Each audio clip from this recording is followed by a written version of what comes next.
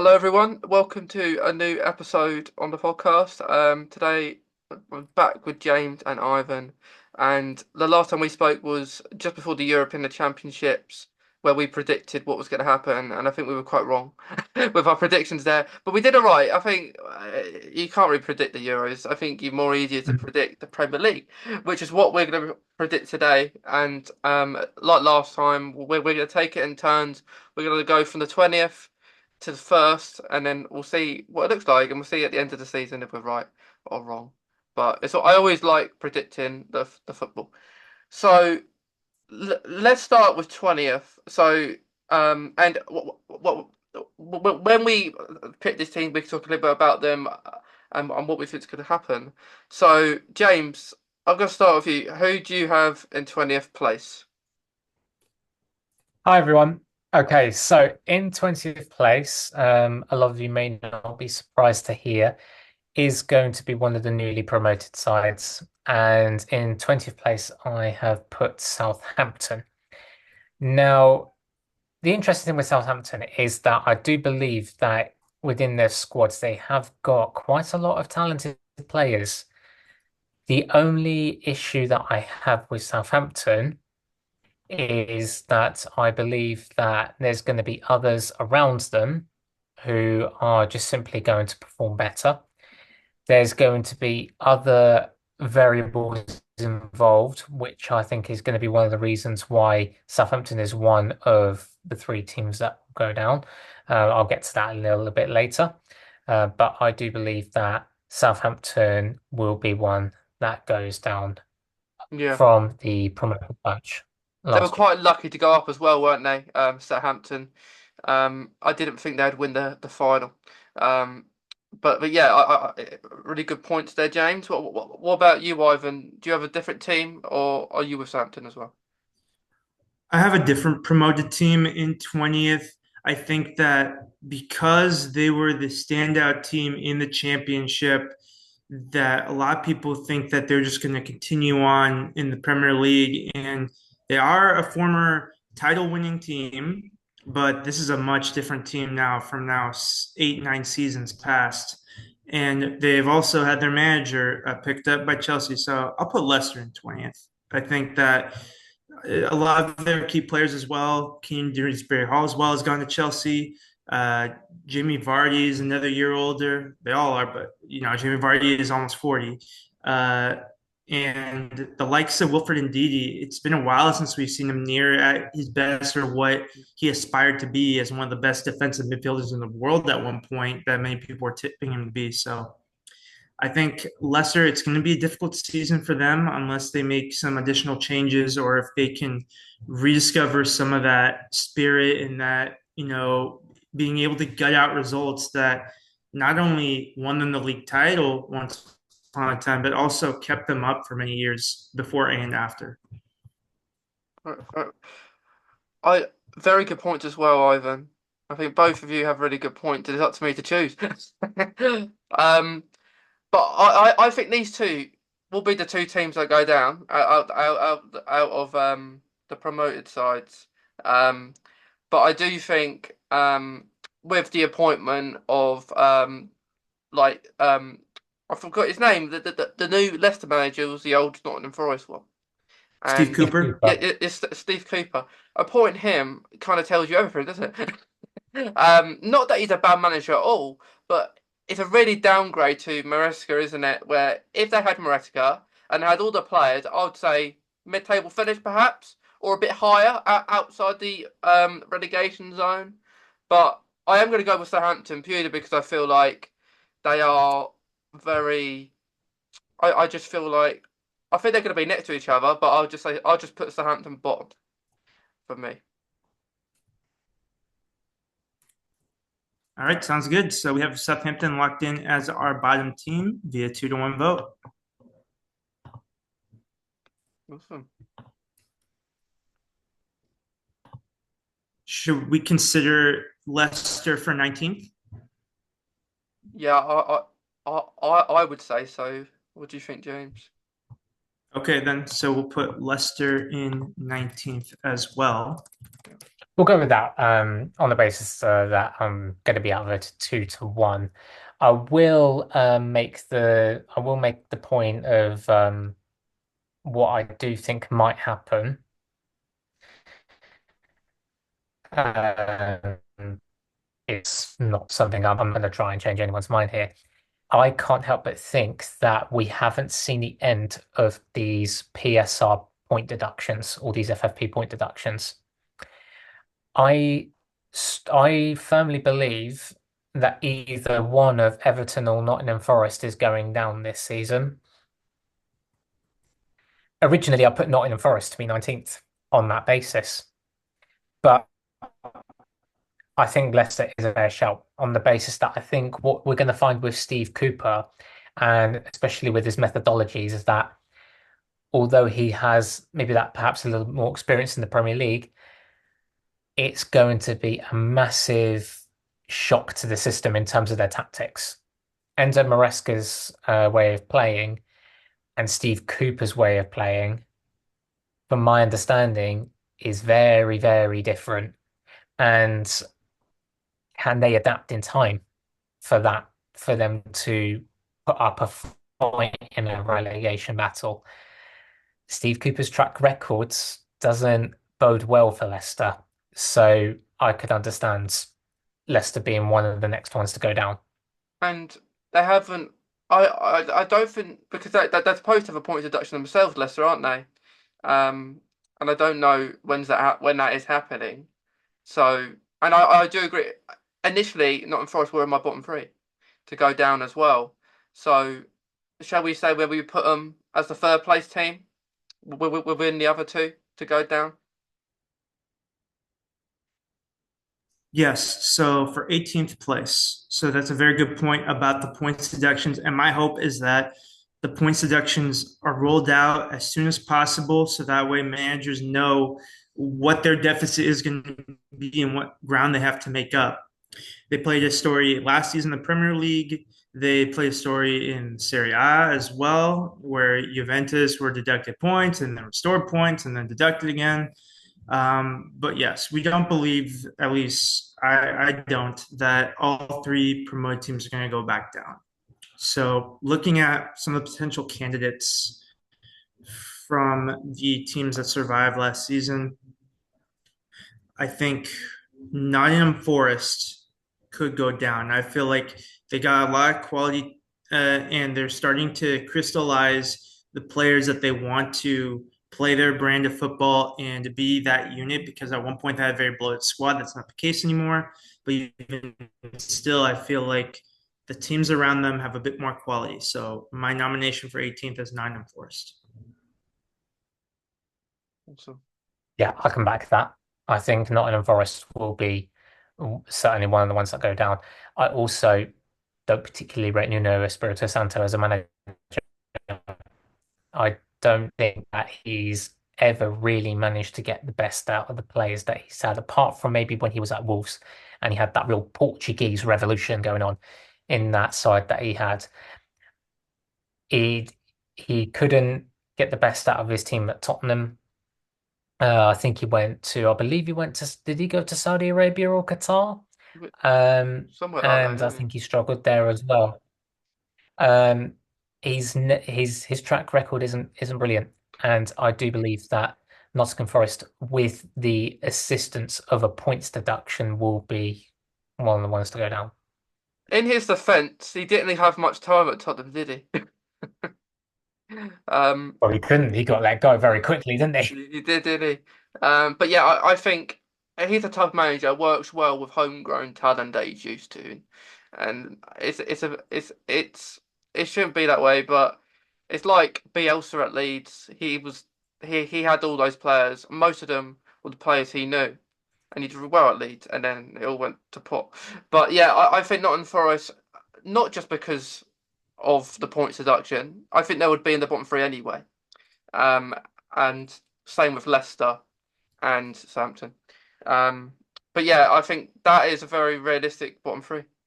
So we have our relegated sides as Southampton in 20th, Leicester in 19th, and Nottingham Forest in 18th.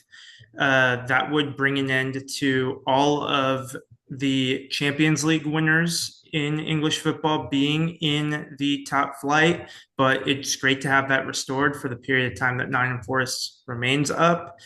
And about what you said with Nottingham Forest likely being doomed regardless of points deduction, I don't quite see it that way. I feel like anything from like 14th, 15th to like 18th, 19th. There may be one team that lags behind, but I feel like it's going to be a real battle. I feel like the gap between the four safety spots ahead of the relegation zone, it's going to be pretty tight because I think there's a lot of teams in a similar spot where they're just trying to survive. They're trying to also balance their books to avoid deductions. And that really hampers their ability to bolster their squads that Premier League teams 5 years ago were able to do, especially compared to similar relegation battling teams in continental Europe in comparable leagues. Yeah. So this is where it gets a little bit complicated because anywhere can go, anything can happen now, and we might all have really different ones here. But I'm going to throw a name, and I'm going to throw a name because I'm going to throw Wolves in there. And you may think, why have I put them so low? It's not just because of their departure to the one who just went to Chelsea. I feel like last season they were unpredictable, but I think that I feel like this season they might be quite low in trying to stay up. So I'm going to put Wolves just surviving. Do you know what? That's no, to be honest, I think that's a really, really good point, and I do think that Wolves are coming towards the end of their tenure in the Premier League for this time.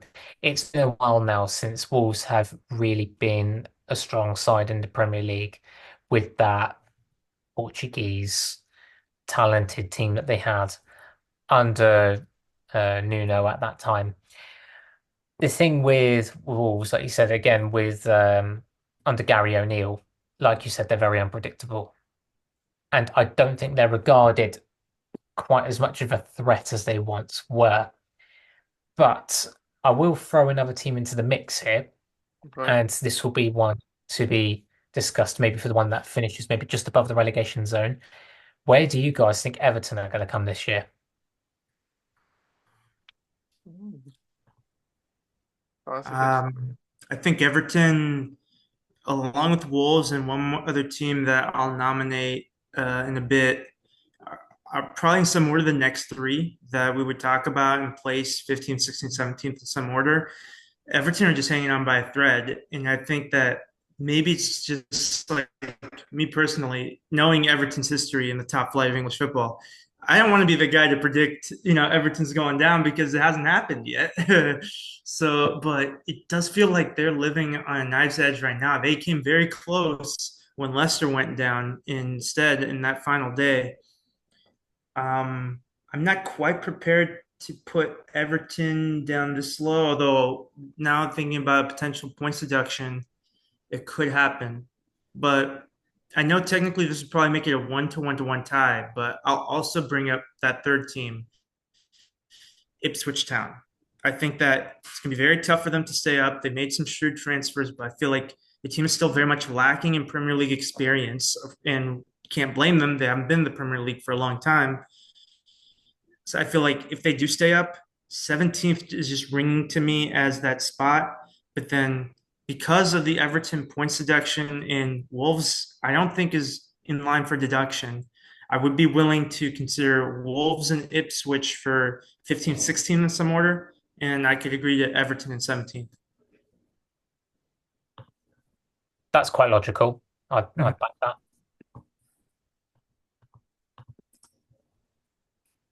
All right, so we got Everton locked in, 2-1 with Mason voting for Wolves. So since Mason thinks that Wolves would be the next team to go in the placement, we'll say that that's your vote for 16th. Is that fair? Yeah. Okay, so now it's between Wolves and Ipswich. So Wolves did finish last season pretty poorly, but I do feel like they are in a better spot squad wise. They have a very talented starting goalkeeper in Jose Sa. They have a lot of good defenders that they can call upon, such as Ryan Nori. They brought in Joao Gomez, Brazilian. That's a big signing, uh, as well as returning, I believe, a midfielder, Daniel Podence. He had a very good run in Europe with that Olympiacos side. So now, in comparison to Ipswich Town, so they were automatically promoted along with Leicester. They brought in some Premier League experience, the likes of Muric, who was in that goalkeeper battle in Burnley along with Trafford. There's Leif Davis, who is one of the better left backs in the championship. Sam Morsey is their captain, Amari Hutchinson, Connor Champlin, Liam Delap. So I'm just looking in Axel Tuanzebe. Those are the names that stand out for me. I feel like Ipswich just lack that experience, and they can stay up, but I feel like 15th might be asking a little bit too much. So I'll turn it over to James for the tiebreaker between Wolves and Ipswich. I think you're absolutely right. I think with regards to Ipswich, I think in terms of their personnel on the pitch, they're going to have the less experience in the Premier League as opposed to this current Wolves team who have been in the Premier League for many, many years now. And there's a lot of experienced players in there, notably the likes of Pablo Sarabia, former PSG, Daniel Podence, Mario Lemina, and as you mentioned as well, they had a fantastic goalkeeper in Jose Sa, Ryan Nori, fantastic left back. I signed him in career mode.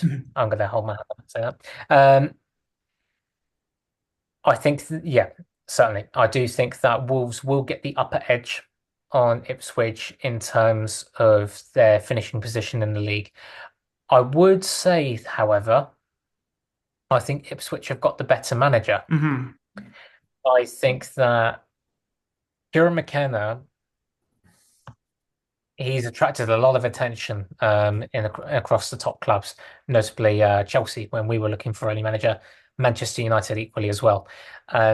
This is a manager who he has got a great career ahead of him.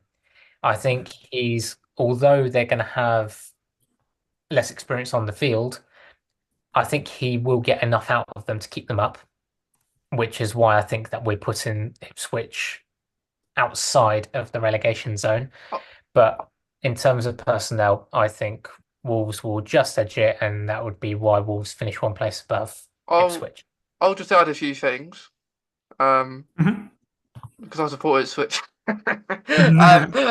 So in pre-season they lost one game, and they beat the likes of some Champions League teams, some European leagues, even though that's nothing to do with the Premier League. I just thought to say that.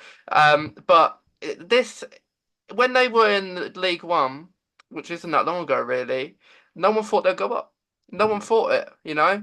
And then we went up to the Premier League, and no one and a lot of people would say we're not going to stay up, but I think this is a realistic position for Ipswich with their team, and yeah, it is. They're two or three signings maybe away from a bit better Premier League squad. They've signed a few players, but Kieran McKenna knows what he's doing. He likes to go for not these really high profile players. He likes to go with the academy players like an Amari Hutchinson who they got from Chelsea. He likes doing that, and he plays them really well. Hence why Man United wanted him.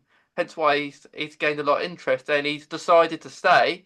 But I do think it's going to be really cool, and I think people will be surprised what they see with Ipswich this season. I think they give some teams a real good go. But yeah, I would agree with James. I would put Wolves one higher than Ipswich and put All Ipswich. right. So I'll go ahead and just for us talking here in the podcast, I'll copy and paste 15th through 20th in our chat so we know that they're off the board. And then we'll go into 14th now. And this is where it gets interesting. This is probably the next group of clubs that you could probably switch them around in a lot of different orders.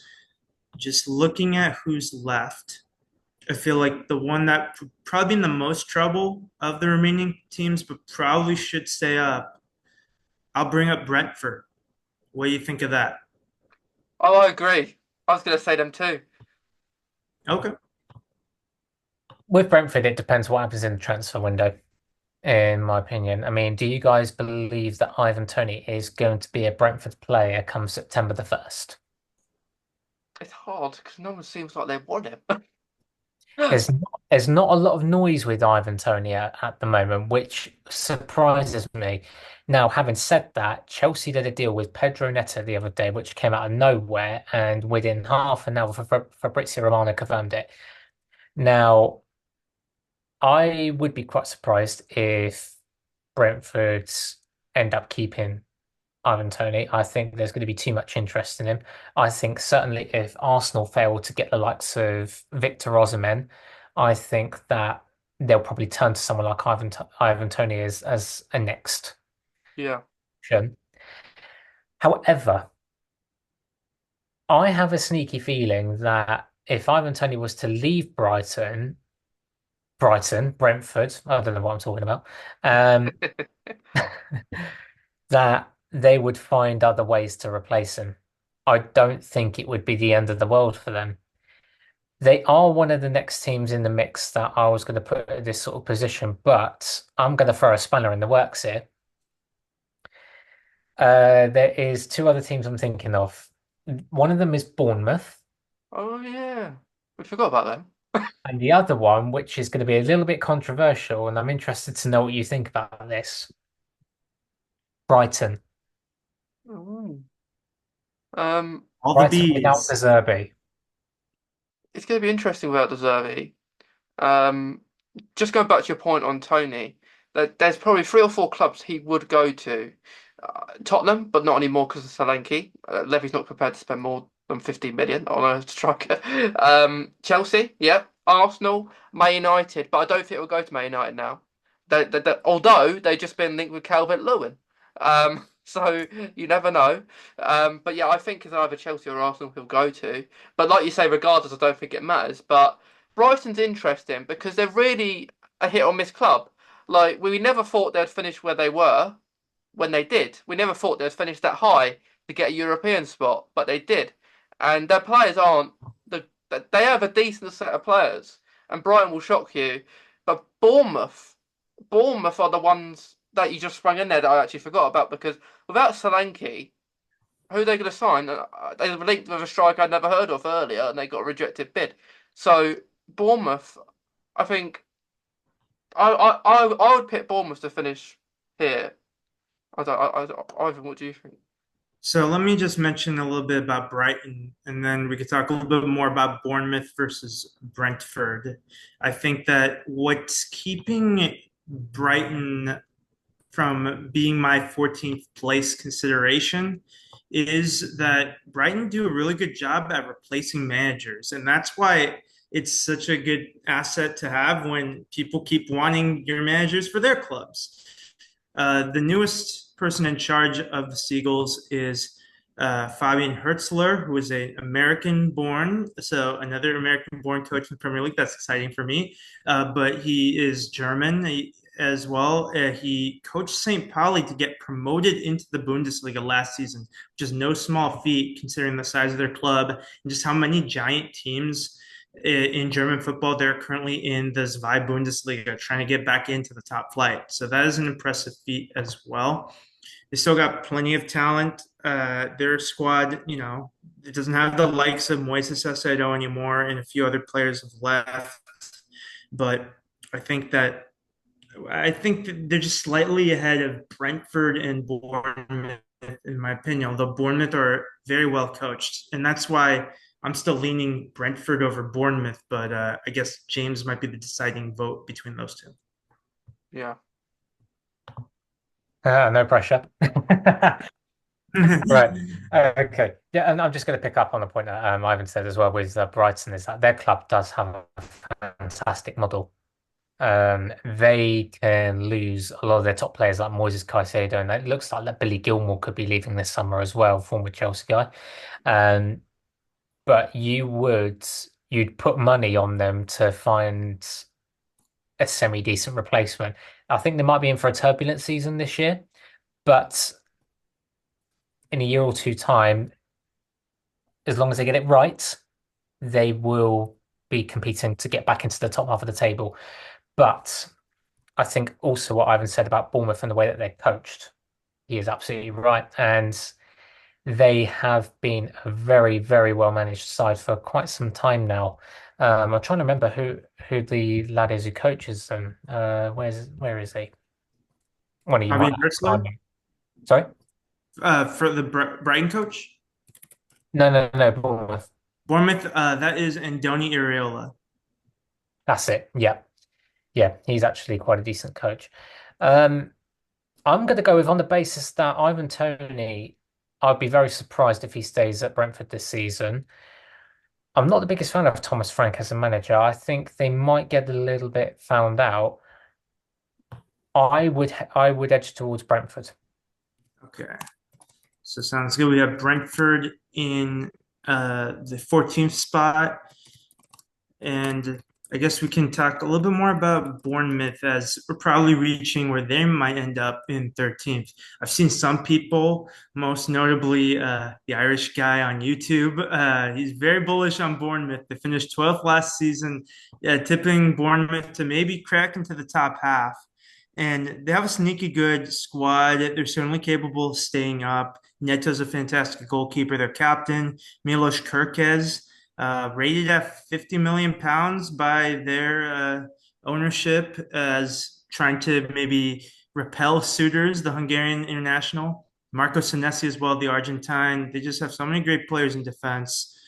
David Brooks is an exciting player when healthy, and the young Alex Scott as well, not the reporter, but the player. And then, of course, Good old Justin Alex. Yeah. Clivert, the first player to score in all five of the top five leagues in Europe. So, along with Antoine Semenyo and recent signing Enes Unal.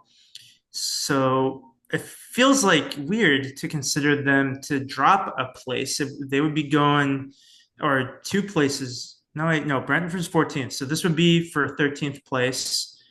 And then we're still thinking about a few other teams. But I guess the decision is between Bournemouth and Fulham. I think those are the two teams I'm thinking of right now because Fulham finished 13th and Bournemouth 12th. Fulham, on the other hand, they have made some interesting signings. They haven't quite gotten Scott McTominay through the door, but a midfield of Emil Smith Rowe and Andres Pereira is exciting. But Marco Silva versus Andoni Iraola, I'm actually tipping Andoni Iraola to be the better of those two managers. So I'm actually going to vote for Fulham this time around. I'll put James in an awkward position and vote Bournemouth.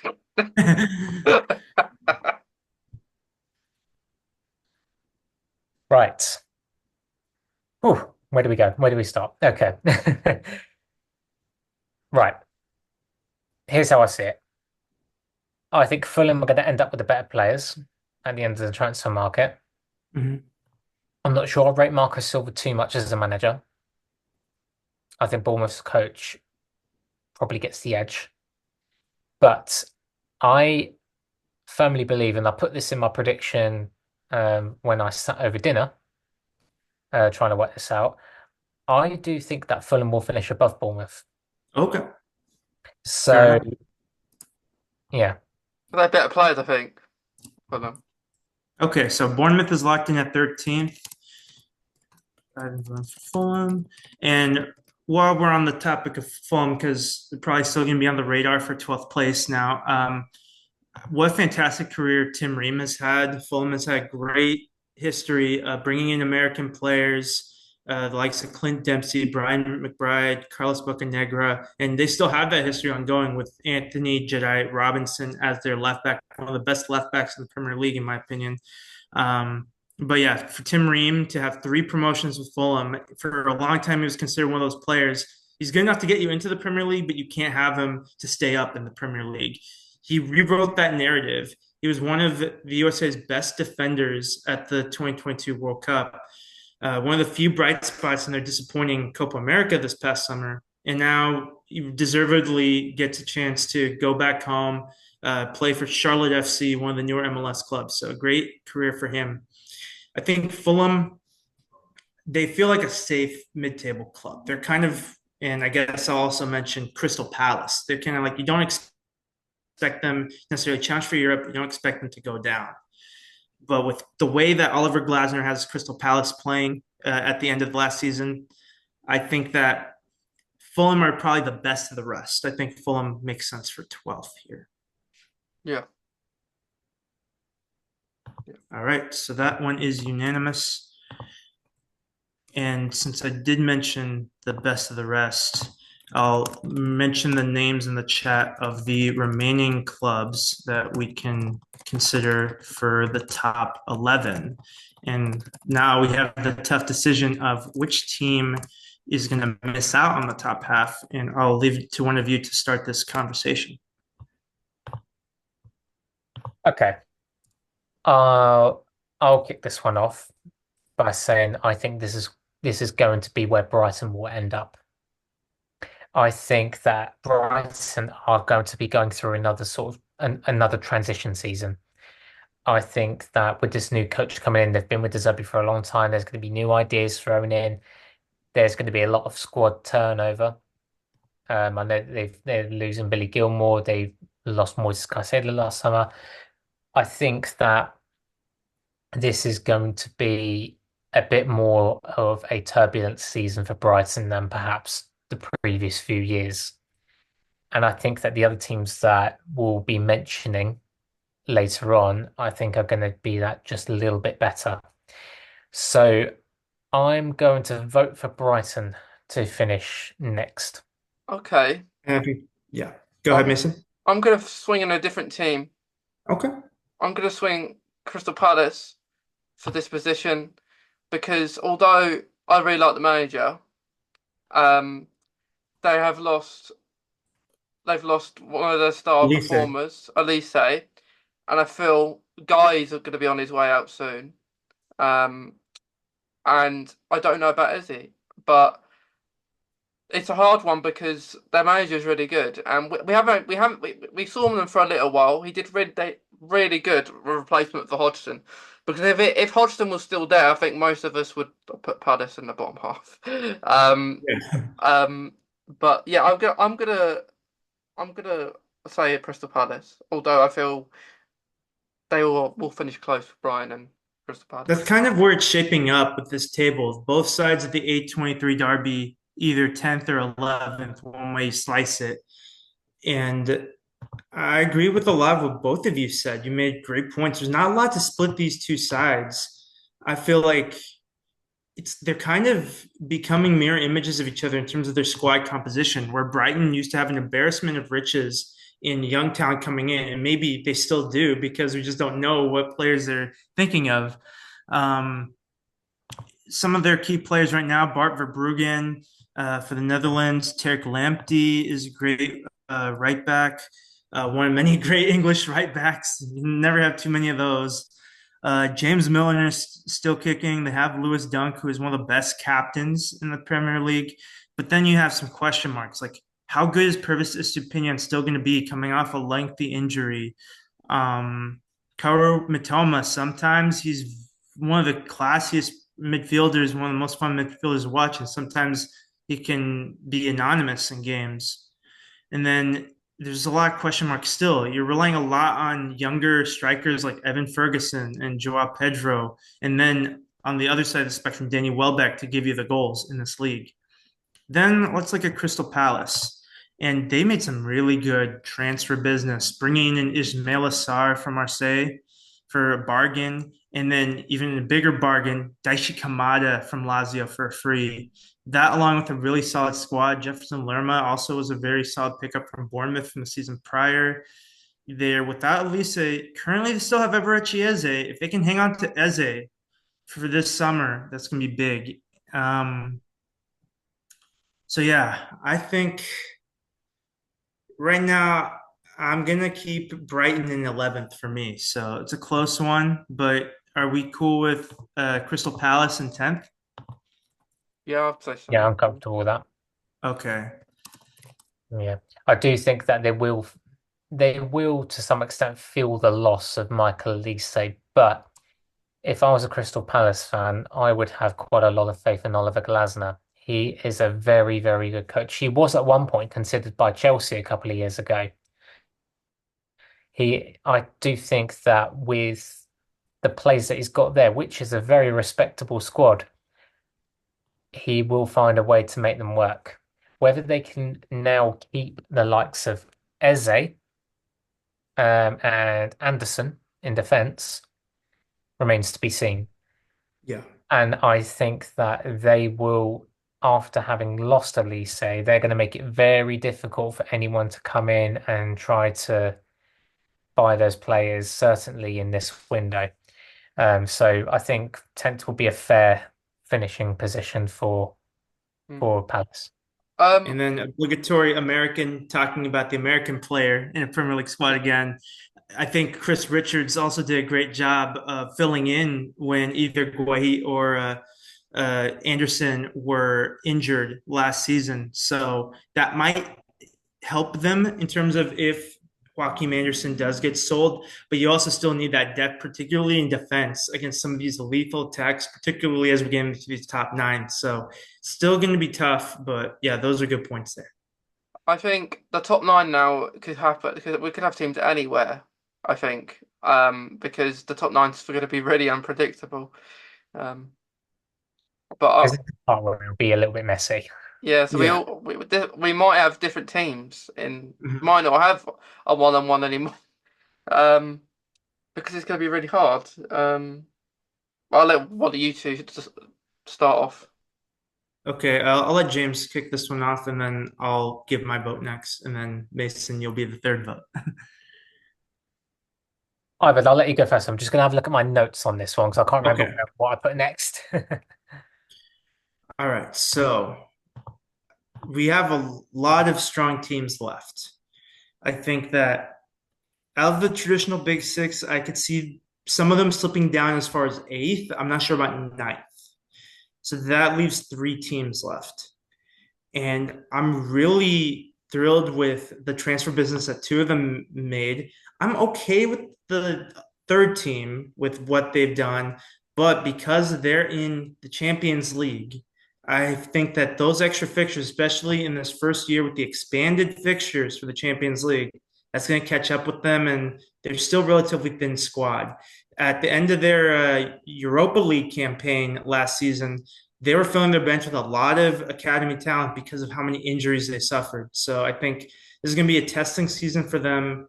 It's going to be difficult to get back to Europe unless they somehow win the Champions League because there's no more dropping down to the Europa League with this format. I will nominate Aston Villa for ninth place. Very interesting point, and I do think that that is going to be a huge factor for Aston Villa this season. There's going to be a lot of fixture congestion for them. The only counter I'd have to that is that I do believe that Unai Emery as a manager is good enough to manage the situation, and I do believe that he will have his priorities straight. They are going to have a good go at the Champions League because I don't think they're going to be back in it again next season. I'm not sure if they'll finish as low as that, but I can completely understand that perspective. However, there is one team that I've got finishing next, and it may be one that surprises you. I'm going to say Newcastle. Hmm. I think Forward. that they are struggling a little bit with a lot of their incomings with their transfer. I know that thankfully for Chelsea, they've just paid £28 million for Lewis Hall. Um, and I'm not sure, and this is going to be another interesting point. I'm not sure that Eddie Howe is going to be their manager come the end of their season. And in fact, I heard somewhere, I can't remember who it was who said it. Apparently, Eddie Howe is the favourite to get sacked first this season, the manager. And that doesn't surprise me. I think Newcastle now, as a club, are at the point now where they're going to want to push a little bit further. They're going to want to go a little bit higher up in the Premier League. And I think another factor is that I think that the England national team are probably going to be looking at Eddie Howe as well. Yeah. I think there's going to be a little bit of turbulence this season with Newcastle. So I'm going to vote Newcastle. Okay. Interesting. Yeah, I think you made some good points. I think that the few moves that they have made have been pretty solid. Vlachodimos, perhaps as a backup goalkeeper in case maybe Dubravka is on his way out.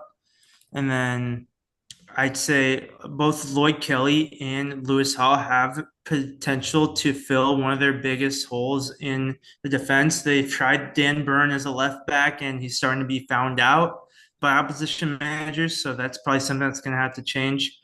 I think the biggest question mark for their starting 11, other than the fact that they're not too deep beyond that, is Kieran Trippier because he really struggled last season. So if Tino Livramento is that guy to replace him and that becomes a smooth transition from within, then that's not a problem. But I feel like Livramento, he's starting to get to that point now where it can't just be potential anymore. Hopefully, he gets an opportunity to play some more football.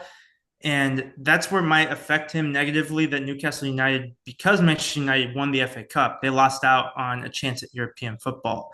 But because of that, since there is no European football, that that might help them not fall too far down. But I do feel like you made a good argument for Aston Villa being stronger, perhaps, and better managed, especially if Eddie Howe does leave, because that's a difficult manager to replace Eddie Howe in the middle of the season. So I'll give it to Mason if you want to throw in a third club or vote between those two.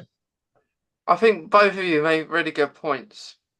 Like, I feel like with Newcastle, they are they are going to have an easier season this season because last season was really bad for them, and after the humiliation in the Champions League, that was really bad as well. And they were in the group of death. Let's be honest. Mhm.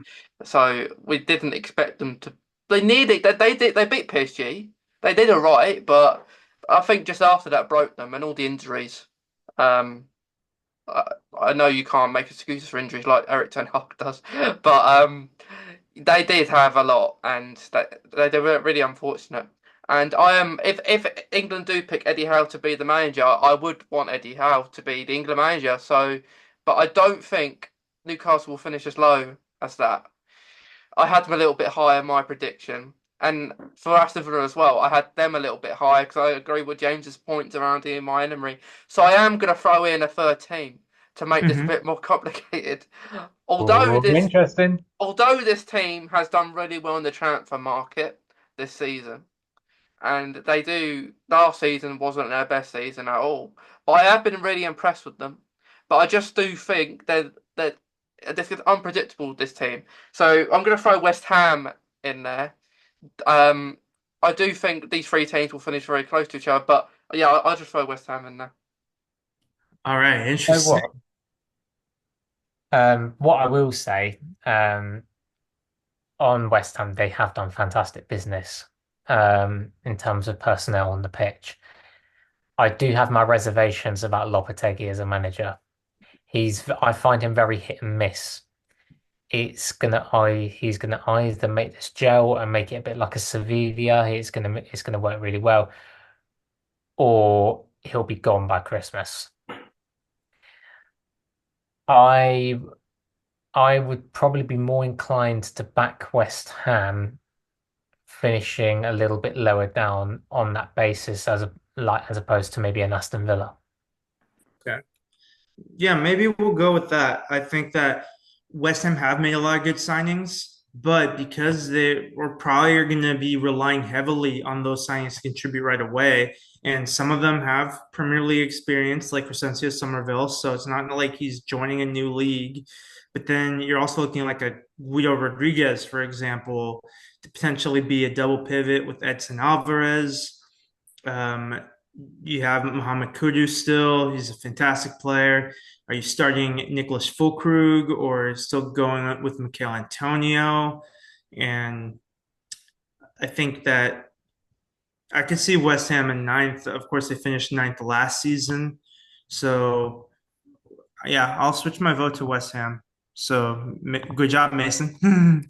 I just couldn't see West Ham finishing above them. I know they got all those new signings, but look what Nottingham Forest. It took them a while to gel. Even though these Mhm. new signings are much better than Nottingham Forest, what they done, but I feel like I feel like they just can't finish above.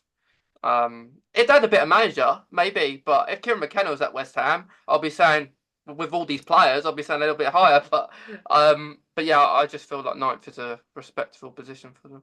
And as we get into this next place, I will say that I don't have the big six finishing 1 through 6. I feel like one of them is probably gonna slip into either seventh or eighth, even though we just talked about Aston Villa and Newcastle. And of course, the three that could be those big six teams to finish outside of the top six. I'll just say because we're near at the end, and it's kind of obvious at this point. Chelsea, Tottenham, and Manchester United, they're in that tier below the top three where they could finish fourth, fifth, and sixth, but I feel like at least one of them could also finish seventh or eighth. Um, Mm. I think I'm a little concerned for Tottenham. I know that Ange Postecoglou is a really good manager. He's answered a lot of his critics. Similar to American coaches in the Premier League, I think Australian coaches, there have been much fewer of them, but he had to face a lot of that bias. It's like, okay, how well can he manage at this level? Um, but I feel like they've been pretty quiet on the transfer front. They're still going to be reliant on some of the same players that they've been relying on for the last 3, 4 seasons. We've seen Son Heung-min have dips in form, and you really can't afford that from him for how much he's the captain, how much you're paying him to not be consistent throughout a 38 game season. So I would be interested to hear what you thought about maybe Tottenham in eighth. One thing I will say about Postecoglou, and I think that a lot of people have worked this out, is that Ange Postecoglou is very one-dimensional as a Mm-hmm. manager. He has a plan A and a plan A, and that's it.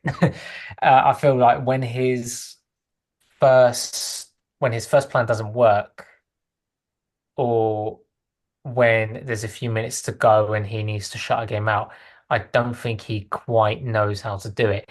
I'll give you a classic example. When Chelsea played against Tottenham last season, they had us struggling to find a way through, and we scored 3 goals within about 20 minutes, 10, 20 minutes towards the end of the game, and they were all scored in exactly the same way. He has a high line, long ball over the top, counter attack, square it, bang, back of the net.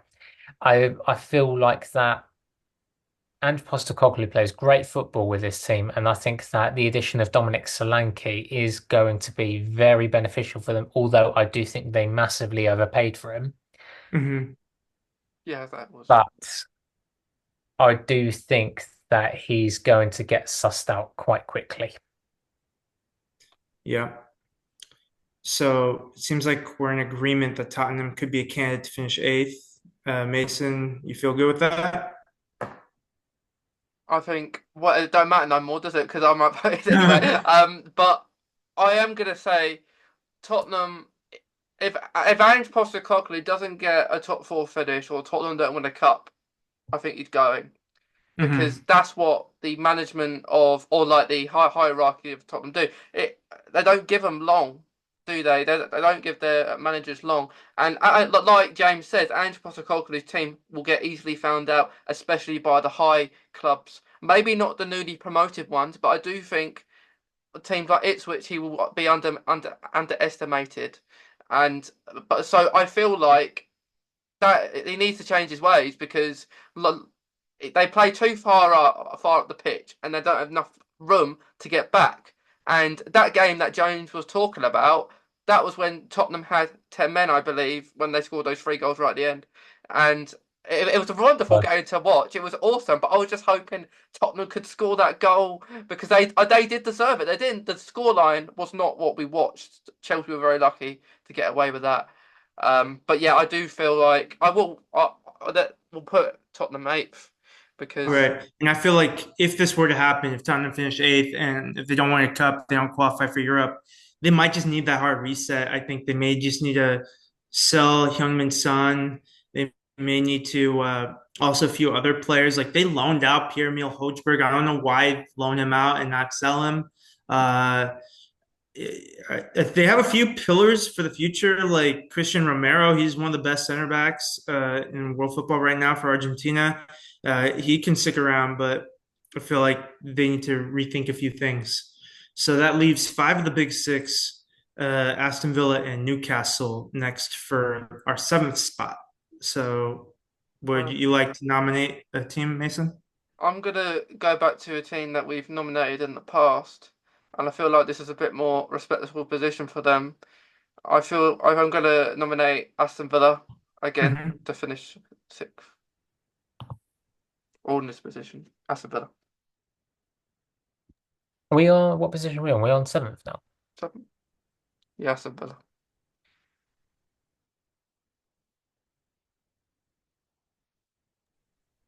Yeah. Okay.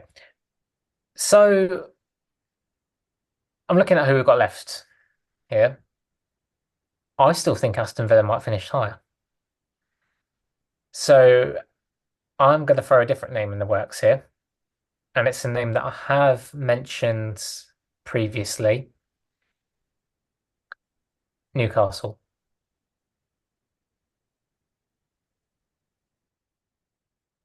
This is where Oh, it's Ivan mentioned between someone different. it's between Villa and Newcastle. And that would leave one of them to join the other five big six in the top six, which I feel like is a realistic outcome. I feel like that chase pack three of the likes of West Ham, Aston Villa, and Newcastle, maybe 2, 3 seasons down the line, you may think of like either a Brighton or Crystal Palace, maybe both. They might be able to disrupt that a little bit more, barring an off season. But I feel like that's probably a realistic looking table right now. So between Newcastle and Aston Villa, there's a lot of uncertainty in terms of like, how will Aston Villa cope with the expanded Champions League, being back in the Champions League for the first time in a while? How will Newcastle cope if they don't get any more signings in, or if Eddie Howe leaves and becomes the England manager? Because a decision would have to be made on that pretty soon because there's only 2 years left before the World Cup. It's a similar position. Yeah, I'm sorry for keep mentioning the United States, but the United States are also in a similar position with their managers. So I feel that heat as well. Um, I'm going to go with Newcastle in seventh. And I would conversely also put Villa in sixth as a result. So that locks in Newcastle in seventh in the 2-1 vote. How are we feeling about Aston Villa in sixth? What do you think, I'm Mitch? comfortable with that. I think that's quite fair. Yeah. Yeah, that's okay. Okay. All right. So that leaves Chelsea, Arsenal, both Manchester clubs, and Liverpool in the top five. I think it's my turn to pick a team to nominate to open this next discussion. So in the Europa League spot, I think that there's three teams. Of course, I feel like the top three is pretty solid right now. It's going to be tough to break into that top three right now, even if one of them has a new manager and there's some question marks there. Um, and maybe I'm biased because I'm a Manchester United fan, not Chelsea, but I'm thinking Chelsea fifth, maybe. And we'll turn it over to the Chelsea fan. James, what do you think about that? This is going to be the real debating point. Yeah. Now, I'll address this as a Chelsea fan, and from what I know, being a Chelsea fan, and from what I've seen in our preseason friendlies and what's going like tactically and the additions that are coming in. The way that I'm looking at this is that I don't think Chelsea's season is going to start until October, November time. This new system under Enzo Maresca is going to take a long time for the players to grasp. I think that in terms of our attacking play with and controlling possession and controlling the ball, I think we're pretty much there already. But we as Chelsea fans at the minute have a lot of reservations about our defence. And it's quite clear to see in the pre-season games that I think that certainly for the first couple of months, we are going to be exposed quite a lot at the back. So really, I think the question for Chelsea, certainly in the first half of the season, until everyone adapts, can we outscore the opponent? And at the moment, I'm not 100% sure we can. I think that we're going to come across a problem where we're going to try and dictate the game. We're going to try and have most of the possession. And I think a lot of the teams are going to sit back and try and contain. I think a lot of teams are going to put 11 men behind the ball and we're going to struggle to break them down. If Chelsea go out and sign Victor Osimhen and get that powerful striker in the box who can get us out of jail, I will put us in for a top four finish. But I'm not 100% sure that's going to happen. I mean, we've got the situation with Gallagher and João Felix going on at the minute. Turning to Man United, I think they've done fantastic business in the window. I think that they're a team that's going to be a lot more gelled in comparison. This is Eric Ten Hag's, is it his third season now with Man United? Yes, it's his third season. Yeah, this is the third season under their regime, and they've made some great additions in areas which they needed to as well defensively. I think Matthias de Ligt is a great signing to partner Martinez, and you've got that Euro who you've just signed as well. I wasn't expecting Wan-Bissaka to leave, but I think Mazraoui is a fantastic option at right back to come in. You've got a lot of experience there, especially at the top level with Bayern Munich. I know they've got a couple of injury issues at the minute. I think Rasmus Højlund is out, isn't he, for like the next 3 months? Portland and Euro were the two big injury concerns from earlier in the preseason, and that's going to bleed into the start of this Premier League season. And they only had a few, they barely had enough healthy defenders for the Community Shield this weekend. So if Manchester United were to finish below Chelsea and even below fifth place, which is the lowest they could finish in this exercise, it would be because it would be another season ravaged by injuries. And then you Yeah. start to take a hard look at to maybe Eric Ten Hag's playing style and the demands on the players, maybe look into the players themselves and like, are there days like limited, like someone like Casemiro, for example. We've seen his peak for Manchester United, and it's been a while ago now. It's looking more and more like Real Madrid sold him at the right time as far as Manchester United are concerned. And they may be a little bit broken out of jail in that regard if Kabi Manu continues to develop and mature for his age and continue to be a Yes. very big star in that holding midfield slot and contribute, 5, 6 goals a season, which he's capable of, which, that would certainly help.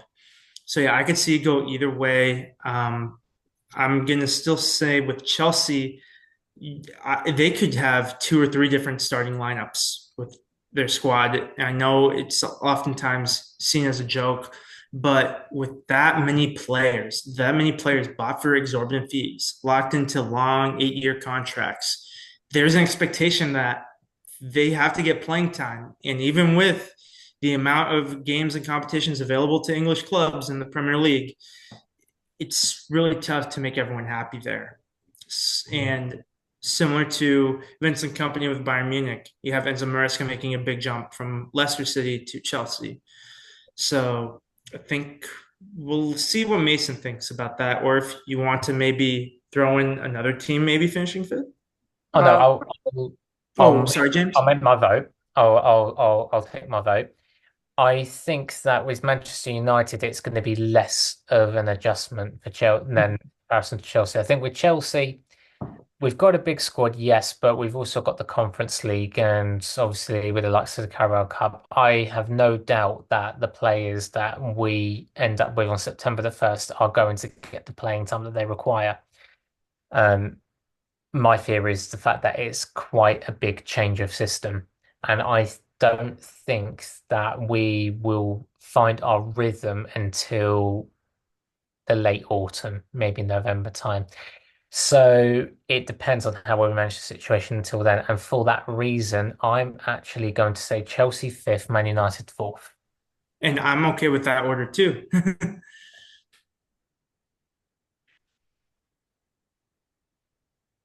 All right, so I think we'll lock in our fifth and fourth then. And this is probably the predictable end of the predictions here, but with the last few seasons near the top, there's been maybe one or two surprises, but ultimately it's been easier to predict than in the lower parts of the table. But since James and I did a lot of the talking in that last section for fourth and fifth, Mason, would you like to nominate a team for third place? Yeah, sorry, Uh, Mason, we completely took over that one. no, that's okay. I think it's quite easy to say that the top two is kind of sorted. Mhm. But I might be wrong. You might throw in, I don't know, someone else. But I think Liverpool, I feel like their team is more or less there. Like we could be totally wrong. It's like Liverpool are kind of in that same boat. They got better players than Chelsea and Manchester United, but they're in that same boat now, where Dutch managers with Man United, Dutch managers for some reason don't seem to do well straight away. And I know Ernest Slot did really well for Feyenoord, but that's totally different to the Premier League, and he's never managed in the Premier League. On the plus side, he's got that amazing set of players with him, but it's Darwin Núñez gonna finally get his goal scoring boots on this season. I'm not sure because he hasn't yet. He done really well in the Copa America, but for some reason he hasn't started that with Liverpool yet. And I So will say that the Copa America defenses, some of them are comparable to some very strong teams in Europe, but Uruguay was also placed in a group with the United States, which didn't even get out of that group. Panama, which because of USA's failures, Panama did get out, but they're still Panama. And of course, Bolivia, which is the weakest of the South American team. And Darwin Nunez is still missing a lot of chances throughout the group stage. He was able to still contribute a lot for Uruguay, but I feel like he's not going to get as many chances to score those goals in the Premier League. That's been the tough part for him. He's going to get his opportunities, and he has the talent to do so. But I feel like second and third might be more interchangeable than I think the top two. The top one is probably locked in more. I feel like I'll probably lean Liverpool, but I just want to mention for Arsenal, there is something to be said that they've come so close, relatively, twice in a row, and they haven't gotten that Premier League. I know Mikel Arteta is going to be managing the locker room as much as he can and getting the most out of his players, keeping them motivated. This is a very motivated team. And then you also have the likes of Bukayo Saka, for example. He's been so close as well from an England standpoint that a lot's been asked for him to play a lot of games too. So if Arsenal get burnt out early this season and maybe miss a few players to injuries, we saw what happened with Saliba when he missed a lot of time. I think that's more likely to be Liverpool overtaking Arsenal in second than Manchester City just widening the gap and then Arsenal somehow finish the second. But I think that because Arteta is a proven manager, a lot of those critics have died down, and it's just tough to compete against a juggernaut at Manchester City right now. I feel like I would still tip Arsenal to finish second above Liverpool. James. Yeah, I would agree. I think what we're going to see with Liverpool, first of all, is that I don't actually think that Arne Slot is going to change that much with Liverpool this season. I think he recognizes that he's already got a excellent squad. He's got a ready-made team. There doesn't need to be too many tweaks yet, and they haven't been that active in the transfer market. They just need to make a few little tweaks. They need a new midfielder, and it looks like that Zubimendi is number one on their radar for that, and he would suit them very, very well. So that would suit them very, very well. Whether they get another forward or not, I'm not sure, but I do think that they need a backup defender. because it looks like Gomez could be out the door. And they've got Van Dijk and they've got Kanate, they've got Kwanzaa, Mhm. and it looks like that will be it. And I So don't see Sepp Vandenberg returning from loan from the Bundesliga and immediately being trusted that much. If he's your fourth choice center back, that's fine. But if an injury happens to any one of those guys ahead of him, you probably want a more established option to compete with Vandenberg to be on the bench sure, or play some of those extra fixtures.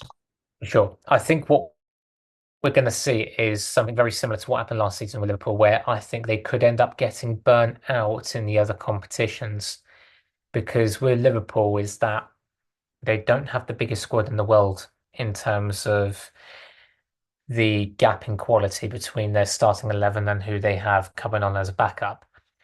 Yeah. So I do think that third will be where they finish. I don't think they're going to do that well in Europe this season. I think that they may progress to the knockouts, but I don't think they're going to get to the business end.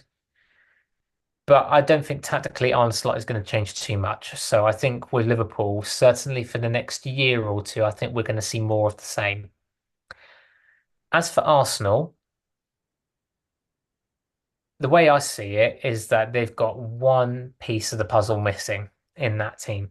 And then I think that they could be a serious contender for the title. They need an out and out striker.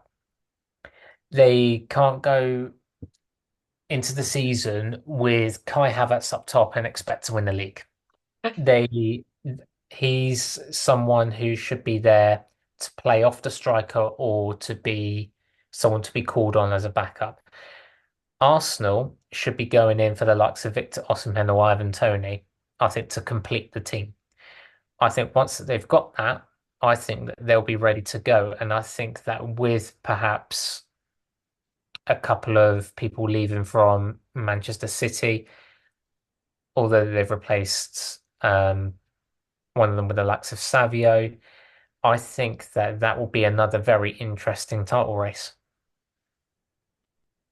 Yeah, I think between places third to eight, it could happen anyway. Like you could have Liverpool finishing like seventh or something, but I think they're really unpredictable. But I think we've done it as predictable as we can.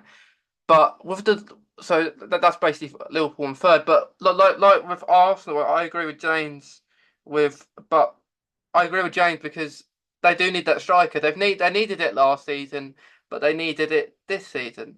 But if we remember, Man City won the league before Erling Haaland was there, and they didn't have a striker either. So bearing that in mind, you could say Arsenal are much stronger now than they was last season, I think, and even the season before. So if they don't sign a striker, I feel like the title race is going to be really close because Man City have kind of downgraded in a way. They're not as strong, uh, but Man City do take a while to get strong in the Premier League. Like you saw that last season, they took a little while, which is why I'm happy that we're playing them in the second match day. Ipswich playing them in the Here we second go week. first. Because we're playing a Man City team that's not probably as good. I hope then we'll see. But I feel like I don't know. It's going to be interesting. But I'm going to say I think it's going to be Arsenal's year this year. I don't have a preference who I want to win the league. I prefer someone else to win it. In a way, I don't want Man City to win it because they win it all the time, and it's a bit boring, isn't it, when the same team win it every year? Um, but I'm gonna say for my vote for Arsenal to win the league. Okay, so Liverpool's locked in as third. So we established that. I'm still going to say Arsenal second, Manchester City first. It's a bit demoralizing, but last season, Manchester City didn't really get going until the second half. Part of it was Kevin De Bruyne's injury, and yet they still came out with a ferocity when the calendar year shifted, and they were able to win the league. It's just like any sort of slip up from Arsenal, Manchester City were able to capitalize. And then when the head-to-head match came, you just knew that one team was built for that moment. A lot of it through the money injection that they've experienced, obviously. But Pep Guardiola's incredible manager, one of the greatest managers of all time. Erling Haaland is a goal scoring machine. Kevin De Bruyne, we'll see if he slows down a step, but he's still the perfect player to play off of Erling Haaland. And Phil Foden as well has stepped up. That three-headed monster. And then you got guys like John Stones, Kyle Walker, Rodri, even Manuel Kanji, Nathan Naki. So many shields in front of Ederson. If he leaves, that would be the main thing that would change my mind potentially for Arsenal to win the league. If Ederson were to take the payday and go to Saudi, which it has been thrown around, but I don't see that happening based on what I've seen. I think as constructed, Manchester City, I will give them a 75% chance of winning the league and 25% for the field. And that 25% would mean a near perfect season to beat Manchester City.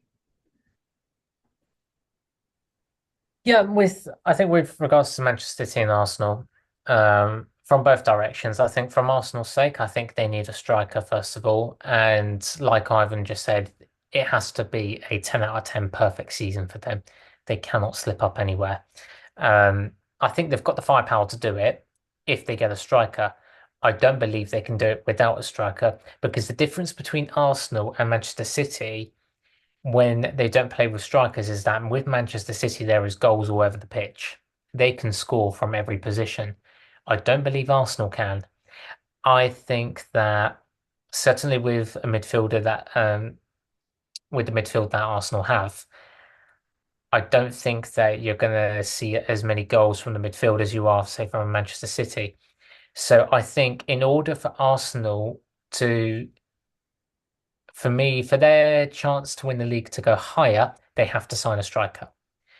Now, in addition to that, going back to Manchester City, first of all, I do think that they are going to feel the absence of Julian Alvarez this season.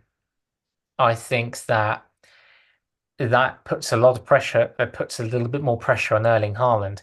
Erling Haaland gets injured, and they no longer have Julian Alvarez there, who comes in as that either striker or false number nine to take over, whilst maybe the likes of Foden, Doku, De Bruyne gets the remaining goals. And we're assuming that De Bruyne is going to stay as well because there was a lot of noise about him potentially going to Saudi Arabia. So, With the I, one big signing they've made was Savio. And yeah, I would say signing in air quotes because they purchased him from part of the City Group network of clubs. yeah, Girona, Um, wasn't it? Yeah, Yeah, so he can be that replacement for Alvarez on the wings if need be, but I don't think he's the striker hybrid that Julian Alvarez represented. The only other closest thing to a striker they have on the squad besides Haaland is coincidentally another Norwegian, Oscar Bob, who, in fairness, had a good preseason, but there's a big gap in experience in the Mhm. first team. Oscar Bob just got his toes wet last season in terms of Premier League appearances. And any young player coming out of Manchester City Academy, we could assume, is going to be a really good player. Even players that they sold, like Taylor Howard with Bellis, was sold to Southampton following his loan spell. And of course, they have Rico Lewis, potentially the future at left back for them, James McAtee, and so on and so forth. But you're still asking for a lot, and that's usually very anti-Manchester City to expect a Phil Foden, who was kind of that exception to the rule, to make that jump right away. They I usually is let's purchase a lot of players, and they have done more so in the midfield and the defensive rules. But striker Erling Haaland had to carry a lot of that weight that was alleviated by Julian Alvarez, but now Alvarez is gone. I Yeah. think that because they will sign someone at Man City now, I feel like they're not just gonna not leave Erling Haaland on his own up front. I think they'll sign a backup. I don't know who, but I feel like they can't have to. Maybe someone like Eze, who's quite it can be um play up there, This or is he can not a play in the natural middle. striker, though. He's not, but he can. I think they will sign. if Eze goes to anyone, I think Man City will sign him because they do need, I'd say, a midfielder as well. If Phillips goes or someone like that, but I feel like they will have to. They can't just have Erling Haaland up there on his own. Um, I feel like either an Ivan Toney or Ollie Watkins, a player like that, would be like the perfect backup to Holland. But both of them are so good that would they want to be a backup? I don't think they would agree to that move. So that's the trouble with it's the problem that Tottenham had all these years with Harry Kane. You clearly need a backup for Harry Kane, but trying to find someone good enough to be a backup to Kane, but also willing to not play that much, not start virtually ever, is a really difficult thing to do. It's almost like trying to find a good backup goalkeeper because while they will ski time on the pitch, they're pretty much never going to start. Whereas obviously a goalkeeper, only one can start at a time. So it's a very similar situation to that. I don't envy the managers, but that really is champagne problems when it comes to Manchester City. Yeah, for sure. I think the ultimate question is going to be because Manchester City over the last few years, as we all know, have always been slow starters in the league. They don't tend to find their rhythm until a little bit later on. So if Arsenal can get it together, and I do believe they need a striker to do that, and I think the two names that we just mentioned, the likes of Ollie Watkins or Ivan Toney, are the two names that they need to be looking at if they don't get the likes of a Victor Osimhen, which I'm hoping Chelsea do. The question is, when will Man City find their rhythm? How long will it take for them to go into fifth gear? Because once they go into fifth gear, they ain't stopping. That's the thing with Man City is that once they find their way, that's it. I'm almost scared for whenever Manchester City don't win the Premier League because we know how they'll respond. They'll find a Florian Wirtz or someone, and that'll be like, okay, now we're coming back with a vengeance, and then the cycle continues. But it's also something that has to happen. It's been a while since the Premier League has had this much of one team running the show and winning the Premier League season after season. It's not unfamiliar territory, but even during Manchester United and Arsenal's duopoly, they were exchanging Premier Leagues with each other. Then Chelsea came in. You had Blackburn win a season as well. And then, of course, Chelsea started winning with more regularity, and then came Manchester City. So for everyone saying, "Oh, the Premier League is so boring, the same team wins all the time," that's kind of always been the case. Like Liverpool have only won one title in the Premier League era. Tottenham haven't.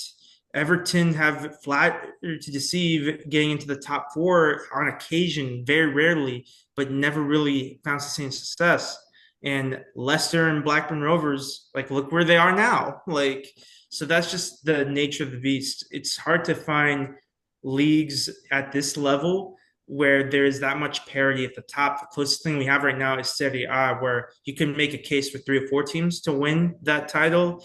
But as for the Premier League, just because Manchester City are such locked in favorites to win the Premier League doesn't mean there isn't going to be intrigue in terms of how these teams fare in the cup competitions in Europe. Will they finish in European spot by league finish?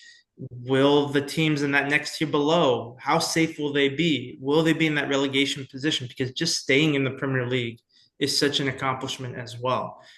We've seen teams come and go, Stoke City, Wigan Athletic, many other teams that have had lengthy spells in the Premier League. Then they've gone down, and we haven't heard from them in the Premier League for a while. So it's a very fascinating league. For the 20 years or so that I followed it, it's been a pleasure. And even during a time where, from my experience on this side of the Atlantic, it was very hard to find Premier League matches until they started being shown on NBC regularly. And now I'm just really thankful that I get to see not only Premier League, but there's been a lot of great European coverage. As we recorded this podcast, I had Luton Town versus Burnley on the background on Paramount Plus.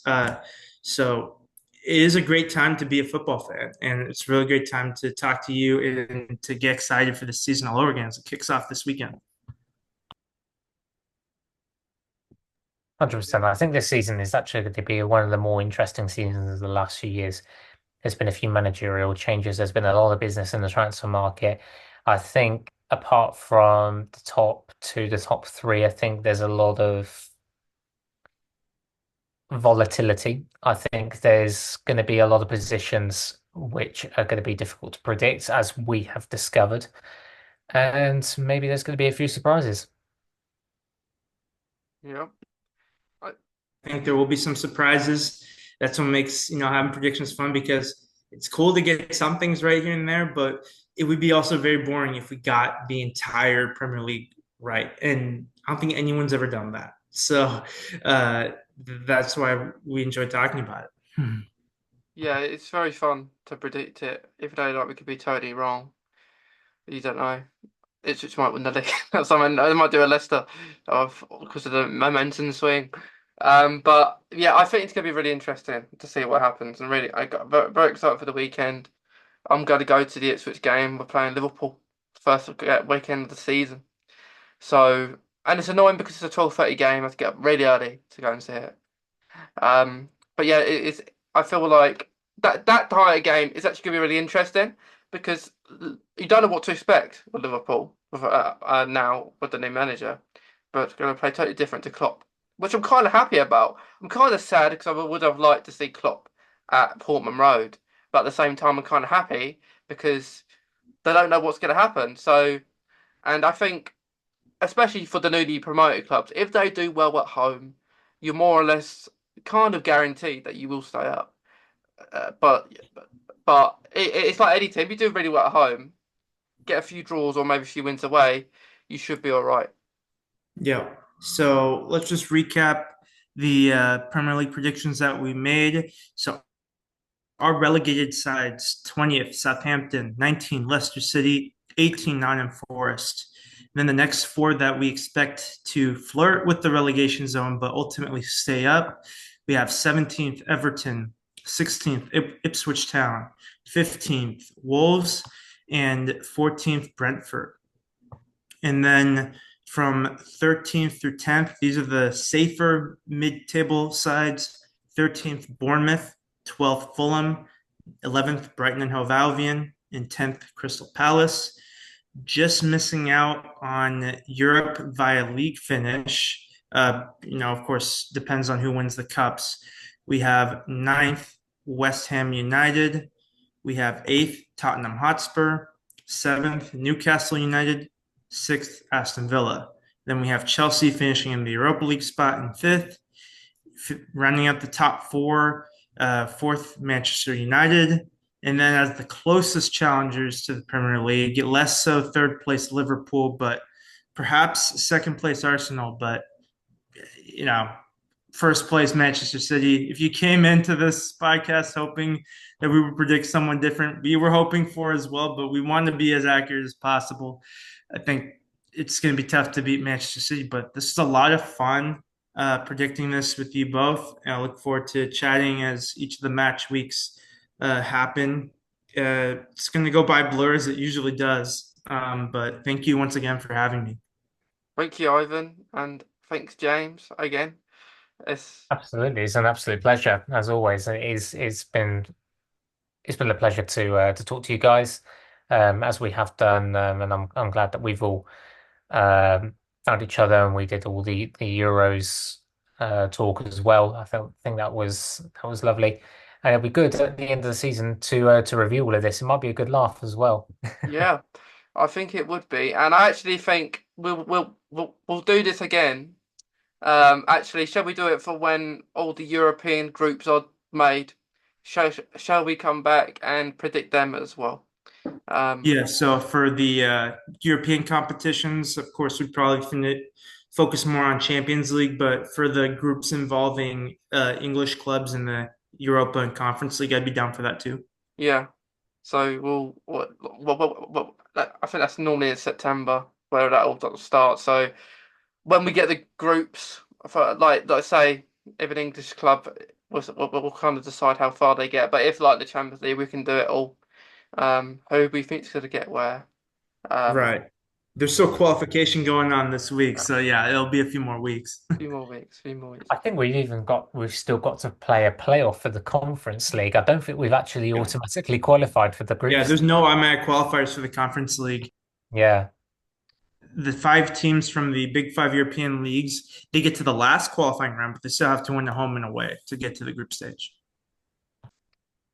Okay, seeing Chelsea's pre-season form, I don't know if they're going to do it. Someone did actually make the point about Chelsea's pre-season form is that going back to the 2010-2011 season with Carlo Ancelotti, when we just won the domestic double, we lost every single pre-season game and we ended up second in the league. I mean, that is, with that team, it was a different level compared to now. Like I said, I think it's going to take a good few months for that team to adjust. So I'm excited to see what's going to happen, but admittedly a little bit nervous. It's going to be really, really nerve-wracking. But yeah, thanks Ivan, thanks James for today, and I really look forward to the Premier League season starting. And to anyone watching and listening, we hope you enjoy it. And yeah, it's been really fun, guys.